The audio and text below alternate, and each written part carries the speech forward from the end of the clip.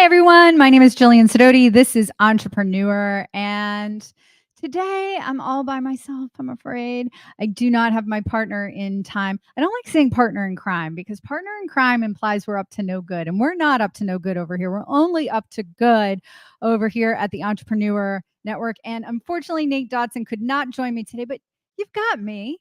You've got me, guys. And today, what we're going to be talking about is idea to empire, your step-by-step business launch blueprint. Okay, what do we mean by this?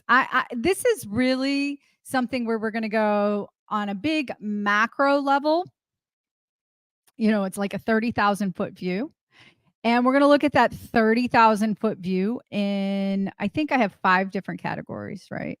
5 or 6 different categories. So we're going to look at that macro view. And then what I want you to do is take this macro view and go and do what's called a mind map. I have another video on mind mapping. I'll share that. Maybe I'll even do an entire segment on how to do mind mapping. Mind mapping is one of my favorite things to do for people like me, especially if you have any kind of adult ADHD.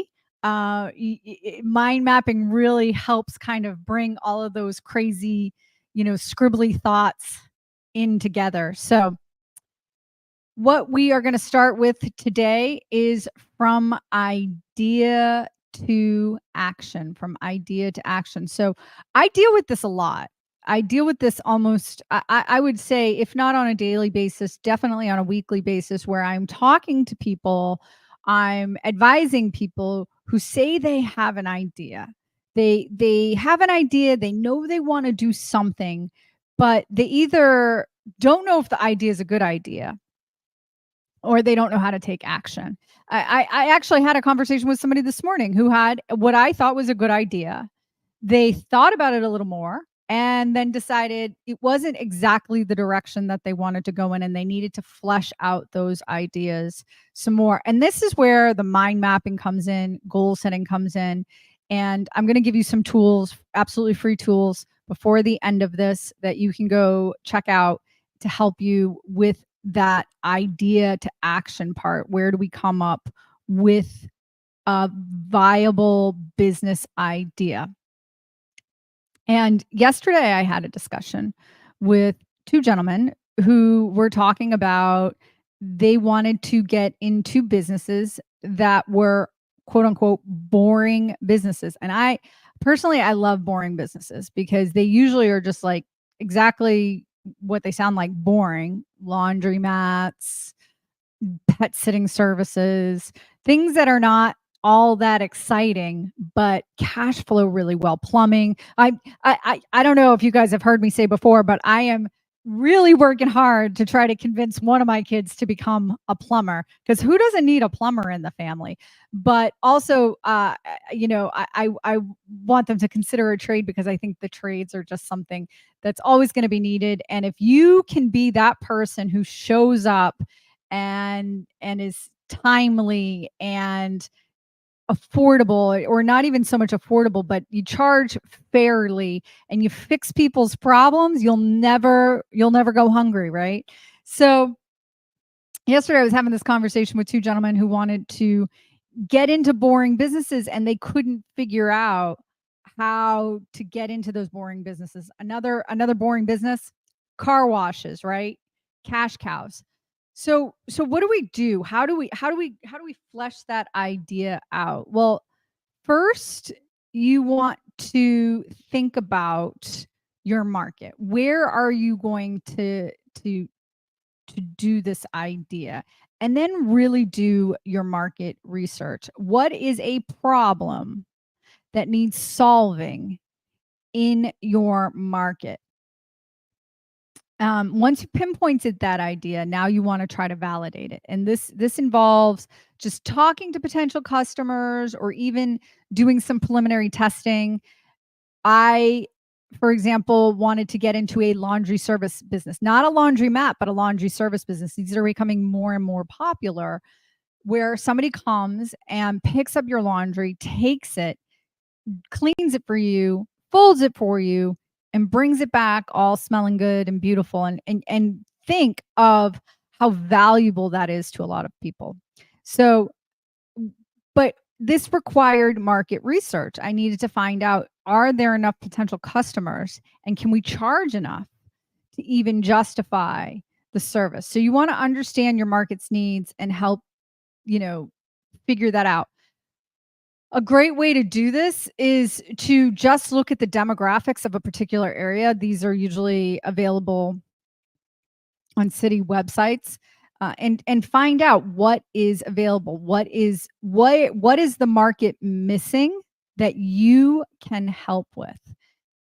So the next step with this, normally what people would say is the next step with this is to create a detailed business plan. I actually think that's a terrible idea. You'll never do it. You'll never do it. So instead, what I think you should be doing is outlining the idea itself. Again, this comes back to mind mapping, creating a mind map. What is our central idea? And then off from that central idea, what are the concepts that we have to worry about? What is our marketing? What is our sales approach? Who is our customer? Who is our avatar? And you're slowly building a roadmap to success. So start with your idea. Flesh out your ideas with one mind map. Once you've narrowed down those ideas that you want to take a look at, do your market research. After you've done your market research and you've determined this is the business that I want to get into, this is what I want to do, this is how I'm going to do it, then you're going to start mind mapping that particular business.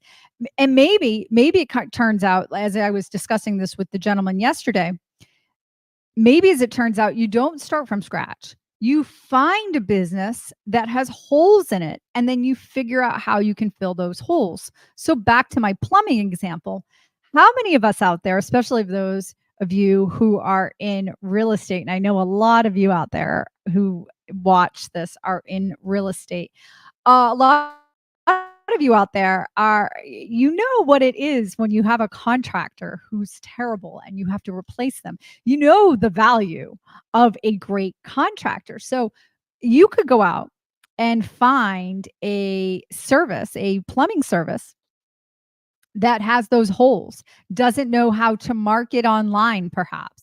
Maybe they don't have a great scheduling system. Maybe their plumbers don't show up on time. Maybe their billing system is flawed. Maybe they can't get in parts fast enough. What hole can you fill? So that is where we take our idea and then we take that action. So one way you can do this is you can just start goal setting. And I have a goal setting course you can take. It's totally free. I'm going to put it up here on the screen and you can go check that out. This is the goal setting. Yeah, I commandeered Project 2025. So what? So if you go to bit.ly/your project 2025, you can plan out your next year. And part of that can be your idea to action. How do you set your idea into motion? How do you actually get from idea to taking action? And that's where your goal setting comes in. So now let's talk about pre-launch planning. And by the way, before I get into pre-launch planning, I just want to encourage you to ask questions in the comments. I will see them. I can't see them right now, but I will see them. And then at the end, I will take your questions and comments and we'll go through them. I would love to answer some questions for you. So let's talk about pre-launch planning. Pre-launch planning is where you lay the groundwork for your business. This includes defining your business structure, planning your budget, and setting clear goals. So you're going to mind map all this stuff out. Your first step, your first action, mind map everything out. What are all these things that we're going to do? Now we're going to start pre-launch plan. What does our branding look like? Who is our avatar? What is our business structure? How much money are we going to need to get started and get going? And what's our income and our expenses going to be? And it's also important to think about your marketing strategy from day one. How will you position your business in the market? And what are your key messages and value propositions. These are crazy important for attracting your first customers and getting that word of mouth traction as well. So what is your key messages and value propositions? Now I have another brand. It's called Last Life Ever.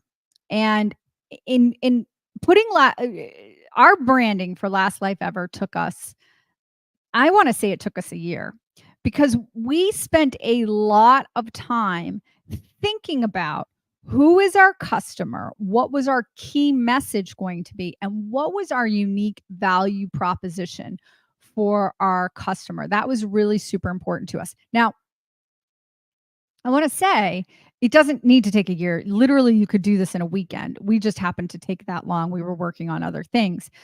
How did we do it? How did we end up coming up with our business plan, with our model, with our strategy, and understanding what our value proposition was and what our key messaging was? The first thing we did was just wrote down, my partner and I, his name is Jeff. Jeff and I wrote down all the words we thought would describe our business, or we wanted to describe our business. And success, goals, joy, happiness, adventure. Like, these were some of the words.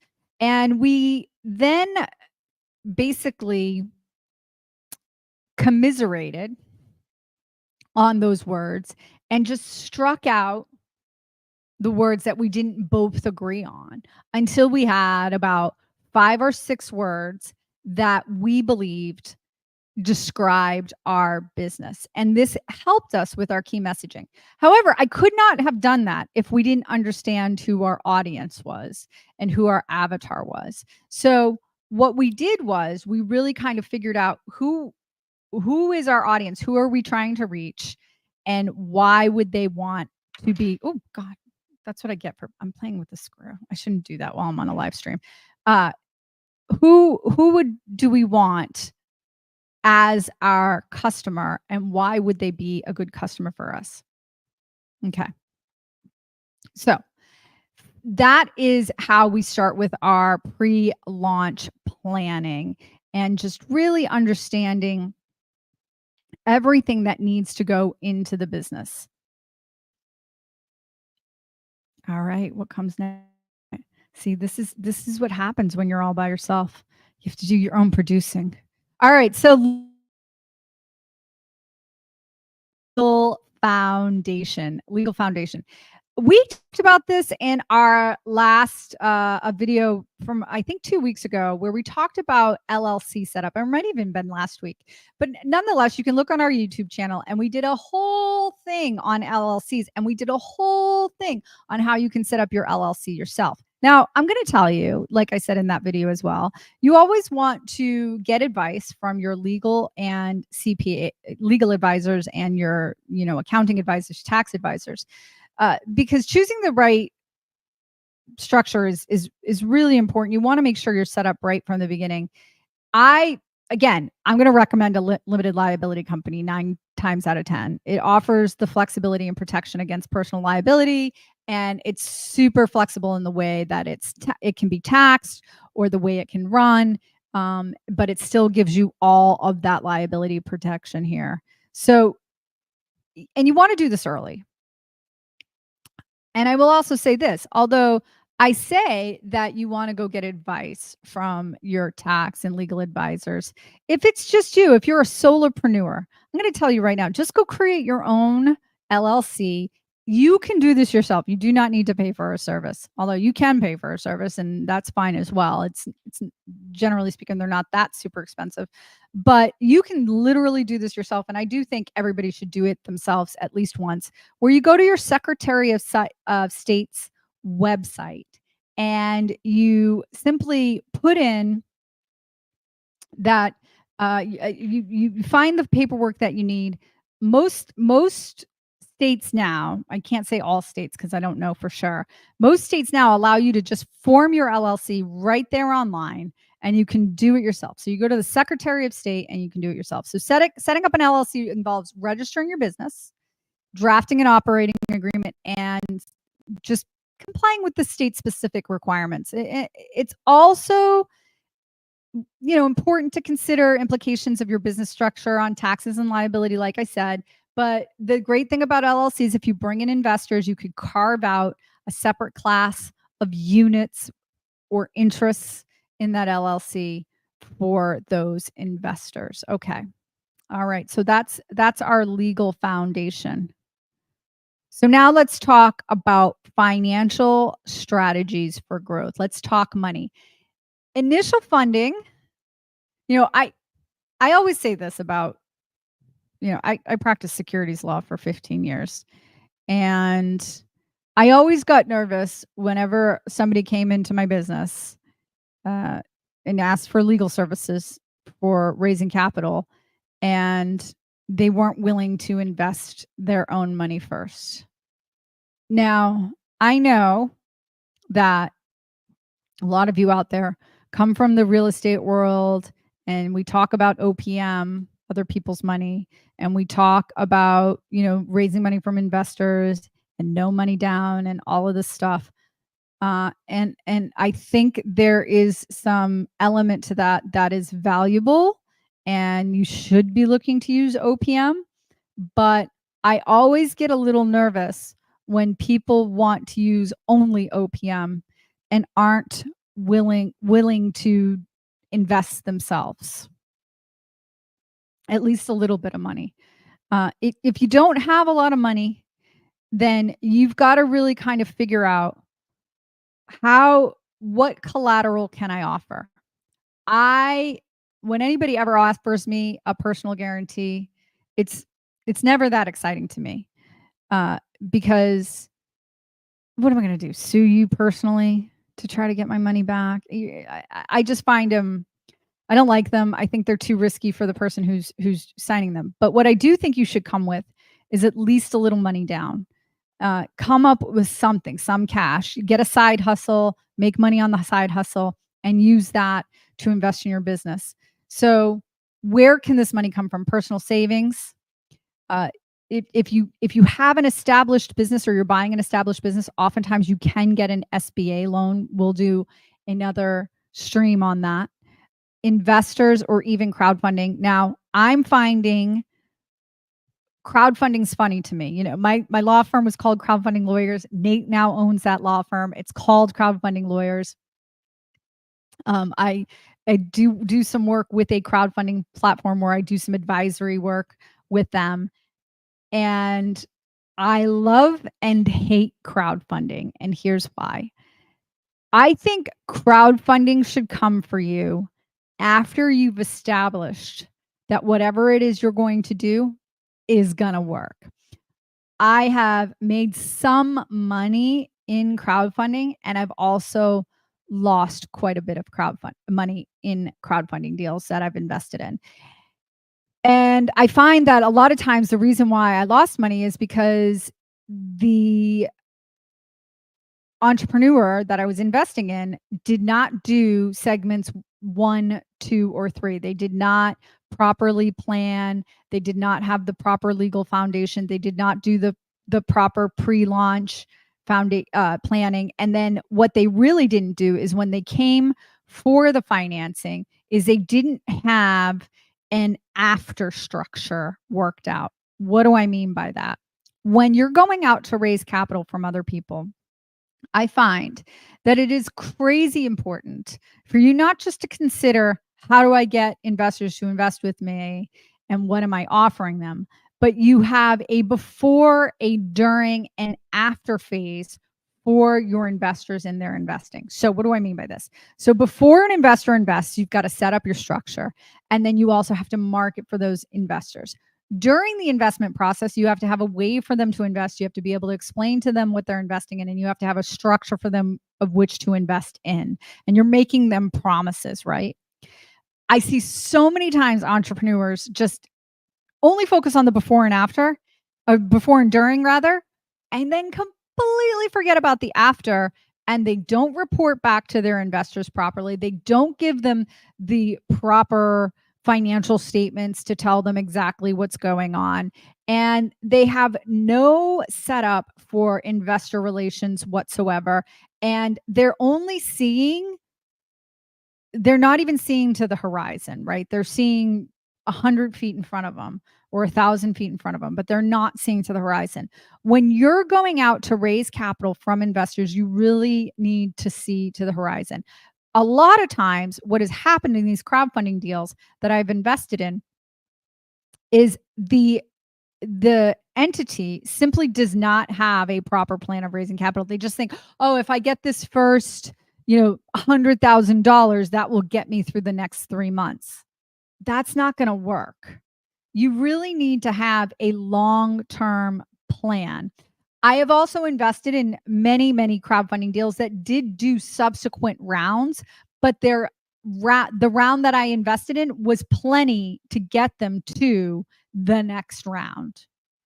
So you have to consider these things. So your financial strategies for growth have really got to be set up in a way that sees to the horizon and not just 100 feet in front of you. Don't constantly be band-aiding with different financial strategies. It's a huge risk and you'll lose all credibility if you lose people's money. So figure out who you want your investors to be, where your initial money is going to come from, and then then you can go out and start raising capital from others. So, because effective financial management is just it's so important.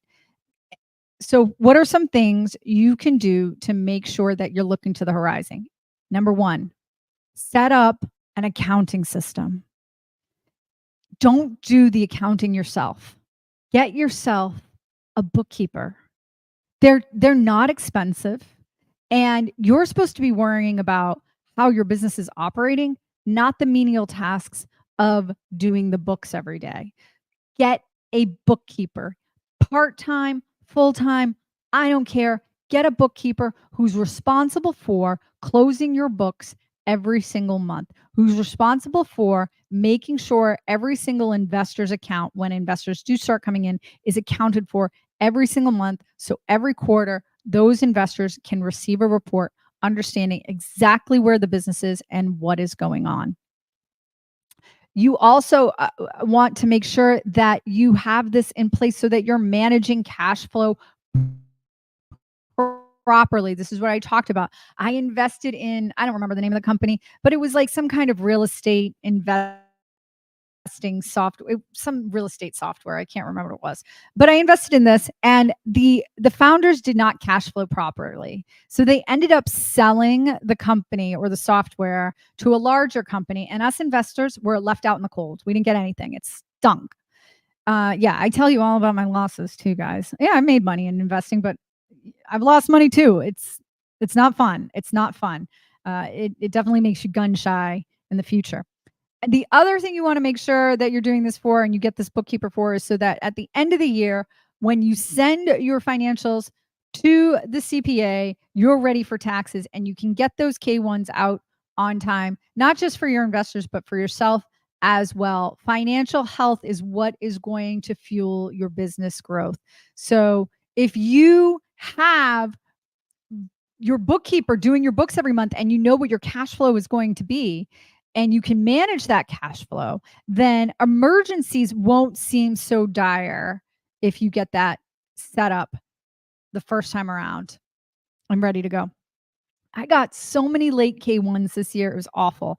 And I had to file my taxes late. And well, I always file my taxes late. Who am I kidding? That it had nothing to do with the late K1s. I mean, I can blame it on the late K1s, but if I'm being perfectly honest, I think I filed by April 15th. Well, I can't remember the last time I did. I know I've done it before. I remember at some point in time, I was very, very, very proud of myself for filing on time, but not recently. Anyhow, all right, let's keep going on. All right, long-term growth strategies. All right, so let's talk. Oh, actually, did I? Oh, nope. I'm sorry. Missed a segment. All right. I was wondering why I was confused. I thought that's the last segment. All right. Structuring for success. So, what do we want to do for structuring for success? Everything requires a system. Everything requires a system. Yesterday, I recorded a podcast with a gentleman, and all he talked about was succession planning. How do you succession plan for your business? And he asked me specifically, how did you sell your law firm? What made it possible for you to sell your law firm? And the answer was really simple. I had systems. I had systems. If you have systems that are built on values, so you come up with your values, and this is our beginning. This is our beginning part that we talked about earlier, where I was talking about coming up with words and things like that. That's part of our value system, right? So we come up with our value system, and then from the values we then build systems on those values. And if we do it right, our system will reflect our values. So eh, eh, you know, uh, some companies have what we would all consider great values, and then you have some companies like, I don't know, Spirit Airlines, that maybe don't have the best values, but they have a system, right? It might not be the best system. The thing is this, guys: if you don't have a system, you're bound to fail. The business is going to run you instead of you running the business. So every little thing that you do should have a system and an operations manual behind it. Does this mean that you have to write out operations manuals for every single thing you do? Absolutely not. I couldn't do that. I can't. I just can't. I can't read it. I can't write it. Not interested. But there's two things we have nowadays that make this part so much easier than when I was starting out running a lot of the different businesses I started. The first thing that we have is we have video. So anytime you create a system within your company, just video it. Just video exactly what you're doing. And then when a new employee comes in or a new person comes in, you say, this is how we do this. This is our system for this thing. This is our system for customer service. Those calls that this call may be monitored for quality assurance. Those are for training purposes, right? Like those are the systems. So anytime you do something, just record it. What's the other thing we have now? ChatGPT. We can use ChatGPT to make these systems for us. If you're stuck and you don't know how to do something, or you're not sure of the best way to get something accomplished, ask ChatGPT. I have trained my ChatGPT so well that I can ask it to speak to me in certain ways. I can say something about, hey, can you help me write up a little press release for this thing that we're doing next week? And ChatGPT will not only write me the press release, but it will know exactly why I'm writing this press release, because I've trained my ChatGPT to know my brand, to know who I am, know what our systems are, know what our values are. So you have these two tools now that make creating these systems so much easier. I do want to say this, though. In creating the systems, it doesn't mean that once you create the systems, that's it, you're done. You don't do anything else. It's over. We'll just wipe our hands and we're good to go. No, you're going to always be tweaking your systems, improving the systems. I did this in the law firm when I owned the law firm. I did this when I had a record label. One of the very first businesses I ever owned was a record label, and I was constantly tweaking things. I was constantly readjusting our press kits. Back in the day when I owned my record label, the web was not as big as press kits in the mail. So I was constantly reconfiguring my press kit, adding things to it, putting it on better paper. I mean, things like that, minor, but then I knew what my system was, and we were constantly improving the system. And that's how your business gets better. That's how it grows. All right. Next, we're going to go on to our next segment on long-term growth strategies, because scaling your business isn't just about getting bigger. It's also about getting better. And this might mean expanding, your offerings. So let's talk about the laundry service. You could start off with a laundry mat and then expand your laundry mat into laundry service, drop off laundry service. Drop your laundry off. We're going to do it for you. We can expand that into dry cleaning. We can expand that into pickup service. We're going to pick up your laundry at your house. We're going to bring it and then we're going to do it and we're going to bring it back. You can expand that into doing Airbnb or hotel laundry. That's where the real cash is, guys. And then what can you do? Expand it into buying more laundry services and facilities.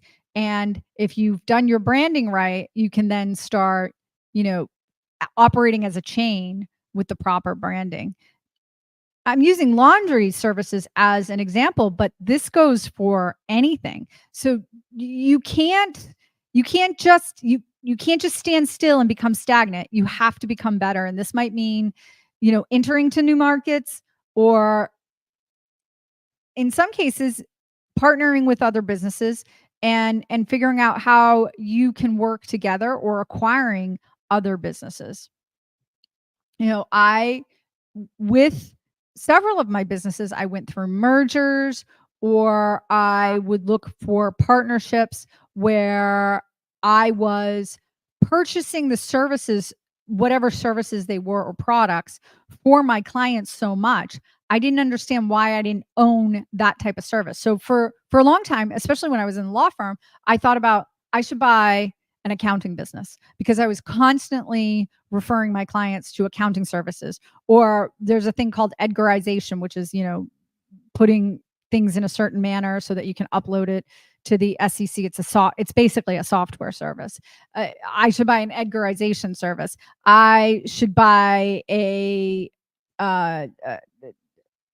printing service. So many of my clients were printing things, stuff like that, so that because it would just expand the services I was using. So what are you doing where you can acquire other businesses and bolt on those businesses to your existing business? Great way for long-term growth strategies. And if you set this up right and you do your systems correctly, when you're ready to retire or you're ready to sell, your systems will sell themselves. I promise you. I've done it. It can be done in any business. You got. I sold a business that was super nichey and could only be sold to a handful of people, and was able to do it. So if you have a business,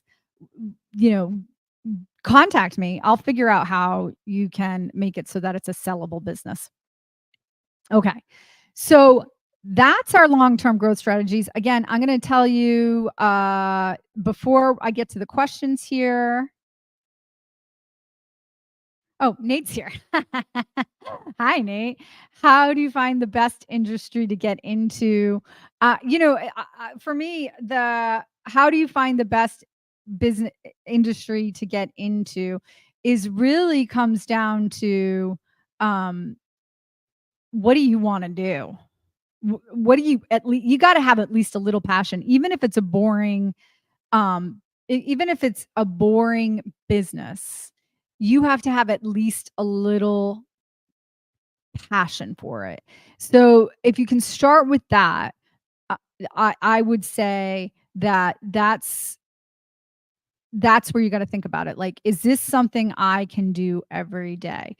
There's, and I'll give you an example of this. There's a couple of guys on, the socials, the TikToks, the YouTube, so what have you, that record themselves just doing yard work for people for free.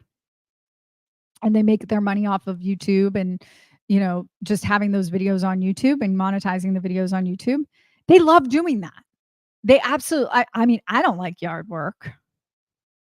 I'm too delicate for those kinds of things, but they like yard work. And so they make money doing those things. So you can do this as, well.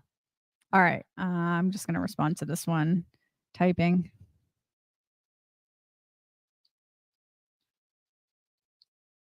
All right, I'm coming back, I promise. All right. So I told you guys I had some things to give you, And one of those things, again, is the goal planning. You can go to this link here, bit.ly/your project 2025. This will help you with your goal planning for your next business. And also tomorrow, I am doing a private webinar, not streamed. You got to sign up for it. It's a real estate goal setting webinar with myself and Jeff Holst. We're going to talk about how to set goals for real estate in 2025.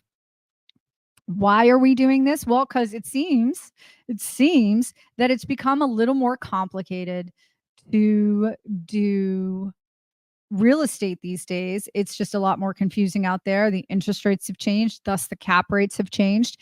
And where do you look next? How do you plan your, if you're used to doing one thing and you're seeing your market change, how do you goal set for the new economy that we're in right now? We're going to talk about that.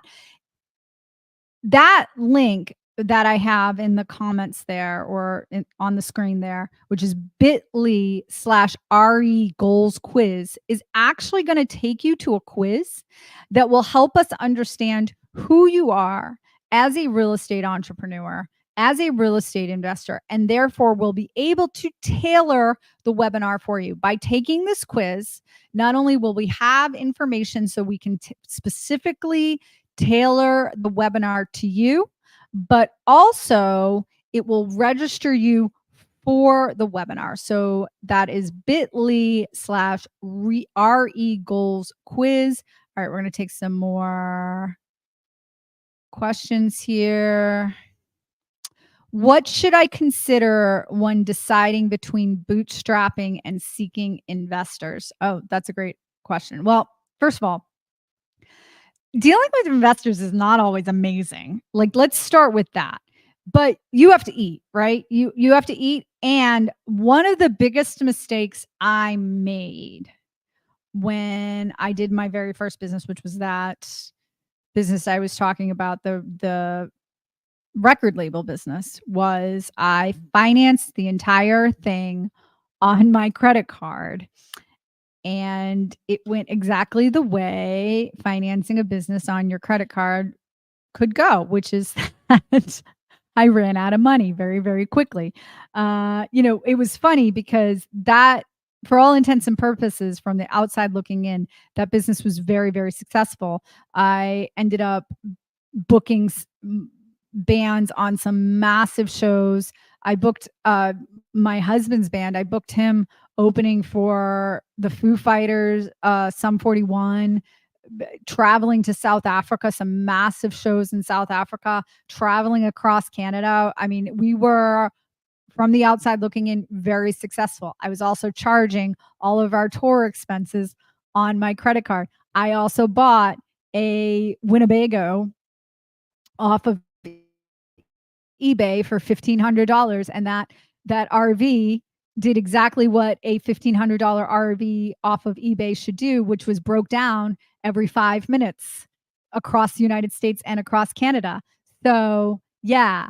And that was because I bootstrapped in a way that was not sustainable. I did not properly plan. I did not cash flow manage. And yeah, I probably would have done a lot better if I just had one investor. But at the time, I was in my 20s and I didn't understand that you could go out and get investors, or you should go out and get investors. So what you want to look at first, what's the point I'm trying to get to? What you want to look at first is, can you bootstrap? Or are you just gonna waste money? Are you just throwing money down a drain like I did with the record label? Can you bootstrap? And if you can't bootstrap, what can you offer investors? How much money do you need to actually be successful? How can you make this work? We have seen a lot of people in the world bootstrap and do it just fine and do well. And I would tell you, you're going to always prefer that over investors. But if the investor's money can give you peace of mind so that you can sleep at night and can make it so that your journey is much smoother, then do that. But make sure that you're looking again at that horizon, and not 100 feet in front of you, not 1,000 feet in front of you, but the horizon, and determine what do you need to get to the horizon. Okay. Great question. Thank you. How important is branding in the early stages of a business? And do you have any tips for creating a strong brand on a limited budget? Yes, I do. The first, I like this website. There's this website called 99 Designs. I've always loved using 99 Designs. It's a website where you can basically crowdsource branding ideas for your company. And I think branding is crazy important. I think it's super important. I think it sets you apart. I think a good brand helps with your marketing oh so much. It's it can speak to your avatar. So again, Jeff and I spent a lot of time on Last Life Ever. Even Nate and I on this entrepreneur brand, we spent quite a bit of time. This for entrepreneur, I did not use 99 Designs. For Last Life Ever, I did use 99 Designs. There's another website too that I've used in the past. And of course, I'm forgetting the name of it now. Oh, that's too bad. If it comes back to me before the end of the live stream, I will tell you. So thanks, Frankie. I'm not going to read that out loud, but that's a very nice compliment. All right. So, all right. So let's move on. What are some signs that my business is ready to scale, and what steps should I take first? Like, honestly, the only sign you should have is that things run smoothly and you could walk away for a day or two or a week and nothing falls apart. That is your sign, because that means you have your systems in place for the business to work without you. So you want to make sure that your sign is that you can go on vacation, not worry about anything, and then you're ready to scale. Okay. Uh, what systems and processes should I prioritize setting up in the first year of operation to ensure smooth growth? Great question. Again, this just goes back to what I was saying earlier, which is that you need to make sure your books, your financial records are in order. Make sure your legal records are in order. Did you set up your entity the way it needs to be set up? Do you have those legal documents ready? Do you have your bank account open? And now, do you have QuickBooks or any other accounting software set up, ready to go? And do you have somebody managing those books and records? Then you can build off of everything else. Then you can think about, what does my customer service look like? What are my products and services, and what are we charging for those things? If you have the financial foundation, then you can start planning, you can start budgeting, you can start thinking about those things. So those are those things you want to prioritize. Mind map, mind map, mind map. That is what you want to do. You want to start mind mapping right away. All right, keep the questions coming. Let's see what else we have here. What? Oh, okay. All right, this is a good one. What are some key considerations when thinking about taking your business international? International laws in other countries. I don't know what kind of business you're doing. The other thing to think about is taxes. And you also want to not just think about taxes from the perspective of the taxes in those particular countries, but also the taxes from the perspective of, you know, don't pay taxes you shouldn't have to pay or you don't need to pay. I'll give you an example of this. When I was early on in my legal career, I had a client that used to house sling boxes. I don't know if you guys remember what sling boxes are, but sling boxes would like allow you to watch your cable when streaming didn't exist, allow you to watch cable or satellite from other locations. So if you weren't home, you could watch your Slingbox TV somewhere else. The issue for sling boxes is that they need to be housed in the United States. And sometimes people move to, like, say, Europe or some other foreign country, and they want to watch MLB. And they couldn't watch MLB because MLB only played on a certain channel back in the United States. So they had to have somewhere to house the sling box. This company housed your sling box for you and charged you a premium for housing your sling box, and then you could watch your MLB from Russia or Europe or Africa, wherever you were. The thing is all of the income from that was from expats and came from foreign countries. So one of the things that that particular client did was they set up a BVI, a British Virgin Islands company that had better tax treatment. And what they would do is the BVI became the revenue collector and then would only pay the American company the amount that the American company needed in order to pay its expenses. So there was no profit on which to pay taxes. So those are kind of some of the things you want to think about. If you're going to go international, you definitely need to contact a lawyer for all of those things, particularly if you're going international into a specific market, and make sure that you are following the laws of those markets. All right. Do we have any other questions? Please put them into the comments below. Again, if you want to do some goal planning, you can go to bit.ly/yourproject2025. That will take you to a little goal setting course. And then if you want to join us for a webinar tomorrow that will not be live streamed, you have to sign up for it. You can go to bit.ly/RE goals quiz, and we will figure out how to help you get goal setting going for real estate in 2025 based on the new economy. All right. Can you give some examples of effective market research techniques for someone just starting out? Yeah, there's a website, AI website called Perplexity. Go use that and just keep asking Perplexity questions about your market. Perplexity is great because it gives you sources. You can also use ChatGPT, but I like Perplexity for those purposes. So it's perplexity.ai. So go check out perplexity.ai. What are the key components of a business plan that our investors are most interested in? I find out that investors are most interested in, like, how much money do you need? How much money am I going to make? And when am I going to get my money back? And that last one being really important. When am I going to get my money back? So those are kind of some of the things you want to consider. All right. We got like 13 minutes left, but I'm going to wrap up early if I don't have any other questions.